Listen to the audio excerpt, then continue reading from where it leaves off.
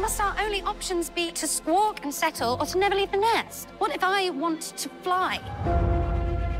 Lady Whistledown has all but declared me ineligible. Whistledown? Whistledown. Whistledown. If I'm unable to find a husband, I shall be ruined. Perhaps there is an answer. I have to say that your characters are my favorite in this series. Thank you so much. That's so nice to hear. And I need to ask you, what do you like the most in your characters? I mean, like everything. I love Eloise so much. I'm so in love with her. I love that she sort of like she steamrollers her way through scenarios and situations. I love that she will speak at the rate of her thoughts. Like most of us have like a filtering system where we're like, well, don't let that one out. That one can stay in the old brain box. But she doesn't really have that. She just lets them come out. And I love how quick-witted she is. I reckon she's going to be an incredible businesswoman. Like, do you know what I mean? Yeah. She's like super smart, strategic. I like that, yeah. There's not much I don't love about her, actually. Penelope, she's fascinating to play because she has a lot of different sides to her. She's this really sweet girl. She's innocent. She's an amazing friend to Eloise, but then also she can be quite tough. She can, she definitely isn't a perfect person. I also love there's sides to her that she's a little bratty sometimes. Mm-hmm. And I love playing that side to her, sort of when she's around her mom, or because she is this very privileged girl at the same time. But yeah, every day with Penelope was like a new discovery of a different part of her personality. Do you think you are similar in some way to your characters in the Bridgerton series? I personally think there probably are similarities between me and Daphne.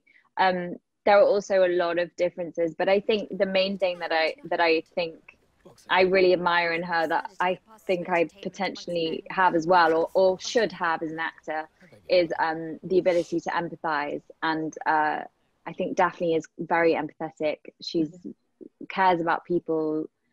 She wants to know about people and what makes them tick and why they are the way they are. And I sort of should be doing that as an actor. So yeah, I really like that quality about her. Mm-hmm. Mm-hmm. I think that I'm probably most similar to Simon, that I didn't even notice that I picked all black before I came on camera, and Simon gets lectured by Lady Danbury about bringing some more colour into his life. But I do my best to that. I make an effort, and Simon does eventually, so maybe we meet there. How did you find yourself in this Regency set world? Did you enjoy the opportunity to go back in time?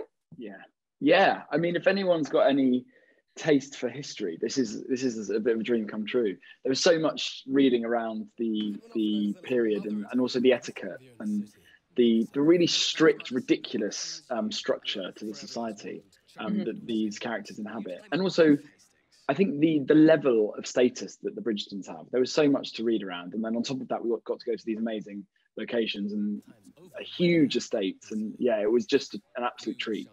I think we could probably all write a thesis on the early 19th century. When did the idea of creating the Bridgerton series appear?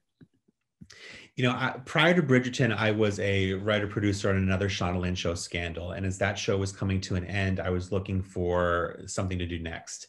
And I knew I wanted to do something completely different than modern day political intrigue in Washington, D.C. And that's when Shonda told me about these books. And, you know, I took the first Bridgerton book home that night and I read it. And the second night, I read the second and third and fourth and so on. I was hooked immediately. You know, I fell in love with them. You know, they were everything I always look for. They were funny, they were emotional, they were sexy, and it all came with this really delightful, charming family at the center. On top of that, this was escapism, pure and simple, and that was something I was really looking for at the time, and I think it's something that a lot of audience members are looking for nowadays as well. There is nothing you cannot do.